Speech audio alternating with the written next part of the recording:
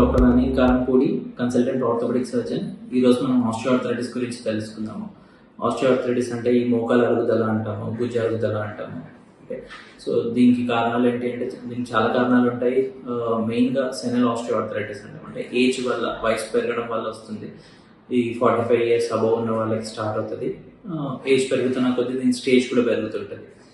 So ఇది కాకుండా మనకి మెయిన్గా మాన్యువల్ లేబరర్స్లో, ఫార్మర్స్లో ఎక్కువ చూస్తుంటాము. ఎక్కువ కింద కూర్చొని లేవడం కానీ, ఎక్కువ వెయిట్ లిఫ్ట్ చేసి మెట్లు ఎక్కడం దిగడం చేయడం వల్ల కానీ మోకాల అరుగుదల అనేది ఎక్కువ అవుతుంటుంది. సో ఇది కాకుండా ఒబెసిటీ, స్థూలకాయంలో కూడా మనం ఆస్టియోఆర్థరైటిస్ అనేది చూస్తుంటాం.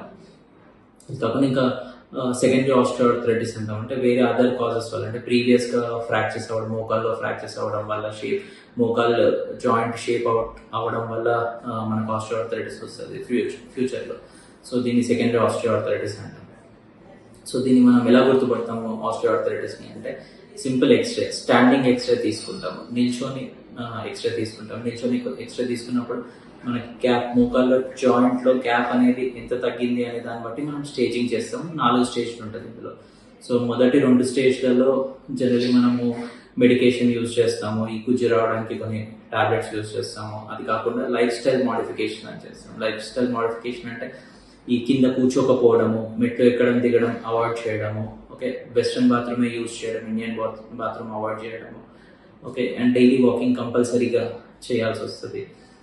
నీ క్యాప్స్ యూజ్ చేయడము, ఇవన్నీ చేయడం వల్ల ఏంటి అంటే మనకి కొంచెం అంటే ప్రివెన్షన్ లాగా, అంటే ఈ ఆల్రెడీ అరిగింది మనకి వెనుకకు రాదు, కాకపోతే ఏంటంటే ఫర్దర్ అరుగుదల అనేది కొంచెం కంట్రోల్ చేసుకోవచ్చు. చాలా మందికి ఒక మిత్ ఉంటుంది, మనం సపోజ్ 3వ స్టేజ్లో ఉంటే మనం ఈ ట్రీట్మెంట్ తీసుకుంటే 2వ స్టేజ్ కానీ 1వ స్టేజ్ కానీ వస్తుందా అని అడుగుతుంటారు. సో అలా రాదు. మనకి స్టేజ్ అనేది ప్రోగ్రెసివ్గా ఉంటుంది, కాకపోతే నెక్స్ట్ స్టేజ్ అనేది కొంచెం స్లోగా వస్తుంటుంది. సో మనం ఈ ప్రివెంటివ్ మెజర్స్ ఏవైతే లైఫ్ స్టైల్ మోడిఫికేషన్స్ చెప్పానో ఇవి జనరల్లీ అందుకే చేస్తుంటారు. ఇది కాకుండా 3వ స్టేజ్ 4వ స్టేజ్లో జనరల్లీ మోకాలు మార్పిడి ఆపరేషన్ చేస్తుంటాం. సో మోకాలు మార్పిడి ఎప్పుడు చేసుకోవాలి అంటే, మెయిన్గా పేషెంట్కి ఇంట్లో అంటే డైలీ యాక్టివిటీస్లో పెయిన్ రావడం, అంటే డైలీ వాష్రూమ్ మనం చేసుకునే సింపుల్ వర్క్స్లో, అంటే వాష్రూమ్కి వెళ్ళి రావడం కానీ, మనం ఇంట్లో హాల్ నుంచి బెడ్రూమ్కి వెళ్ళడంలో కూడా మనకి పెయిన్ రావడం, ఇలాంటి డైలీ యాక్టివిటీస్లో పెయిన్ ఉంటే మనం కీళ్ళ మార్పిడి అనేది చేసుకుంటాం. సో ఇది కాకుండా ఇంకా వేరే ట్రీట్మెంట్స్ లేవా అంటే, ఇది కాకుండా కొన్ని వేరే ట్రీట్మెంట్స్ కూడా ఉన్నాయి. స్టిరాయిడ్ ఇంజెక్షన్ అని ఇస్తాము మోకాలు. అది ఎవరికి ఇవ్వాలి జనరల్లీ అని అంటే, ఈ ఓల్డ్ ఏజ్లో ఇంకా అంటే ఆపరేషన్కి ఫిట్ కారు అని అనుకున్నప్పుడు మనం జనరల్లీ స్టిరాయిడ్ ఇంజెక్షన్స్ కానీ, ఆయిల్ ఇంజెక్షన్ అంటే కుజ్జు ఇంజెక్షన్ కానీ ఇస్తుంటాం. ఇంకా రీసెంట్గా కొన్ని స్టడీస్లో ఉన్నాయి. రీసెంట్గా ఈ పిఆర్పి ఇంజెక్షన్స్ కానీ, రక్త కణాల ఇంజెక్షన్ అని చెప్తాము, bone marrow stem cell therapy కానీ. కాకపోతే ఇది ఎర్లీ స్టేజెస్, అంటే స్టేజ్ 1 స్టేజ్ 2లో మాత్రమే ఇవ్వాలి. మంచి రిజల్ట్స్ ఉంటాయి ఆ స్టేజ్. ఇంకా అడ్వాన్స్ స్టేజ్లో అంత రిజల్ట్స్ ఉండవు.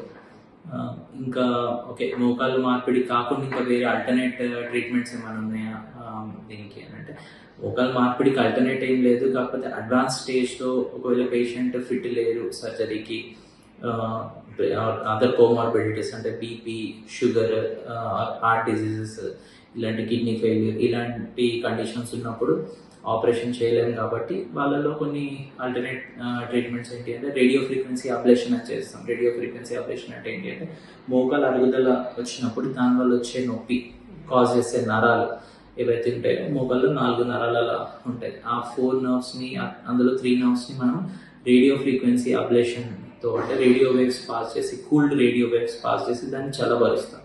సో దీనివల్ల ఒక 6 months to 2 years వరకు కొంచెం పెయిన్ రిలీఫ్ ఉంటుంది. ఇందులో మనం డిజీజ్ని మనం ఏమీ చేయట్లేదు, అంటే అరుగుదలని మనం ఏం తగ్గించట్లేదు.